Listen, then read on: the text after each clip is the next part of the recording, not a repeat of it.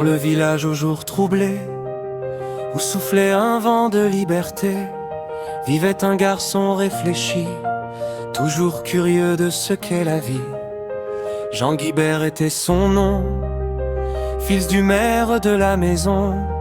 Il grandissait entre les discours, les nouvelles graves de chaque jour.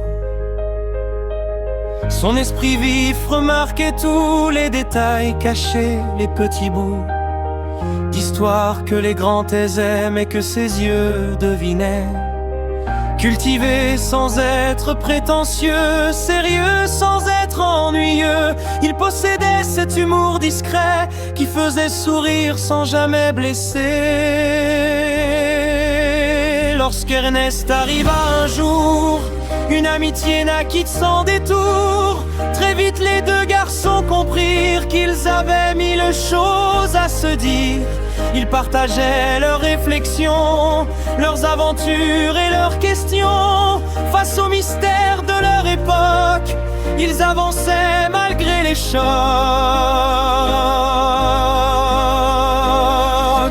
Jean n'était pas homme à reculer quand il fallait aider, porter, construire ou réparer. Il était toujours prêt à participer. Les autres enfants le respectaient, car jamais il ne se vantait. Son courage parlait pour lui bien plus fort que les grands discours appris. Pourtant avec les frères mortaux, les débuts furent parfois plus chauds. Sans être amis ni ennemis, ils gardaient leur distance aussi.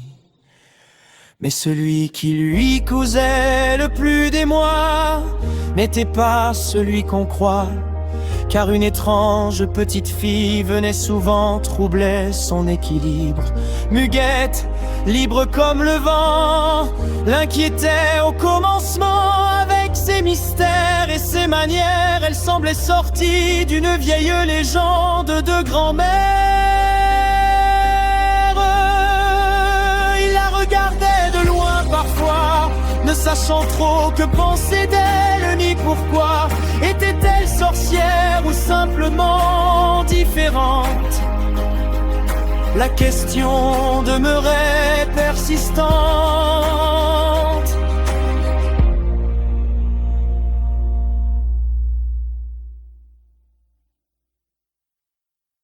Mais le temps, ce patient magicien, change souvent le regard humain. Et derrière les rumeurs du village, Jean découvrit un autre visage. Une amie fidèle et généreuse, à l'âme sensible et courageuse. Alors son cœur, sans faire de bruit, commença à battre pour elle aussi. Pendant ce temps, la guerre avançait et le village se transformait. La commandanture s'installa bientôt,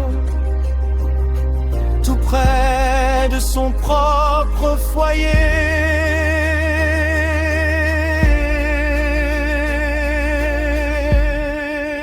Situation étrange et délicate, parfois lourde, parfois ingrate.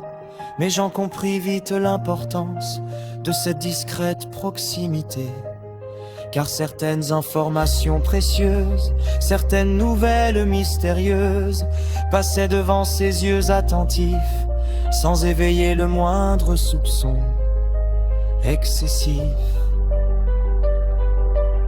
Quand les Robinson avaient besoin d'un renseignement ou d'un coup de main, Jean trouvait souvent la solution grâce à sa prudence et son observation. Ni héros bruyant, ni chef autoritaire, il avançait d'une manière singulière avec intelligence et réflexion. Il servait sa cause avec conviction.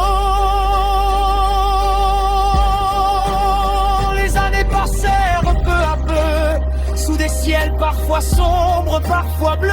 Et Jean grandit sans jamais perdre sa droiture ni sa manière d'être. Dans les souvenirs de cette époque, son rire discret résonne encore, celui d'un garçon loyal et sage qui traversa la guerre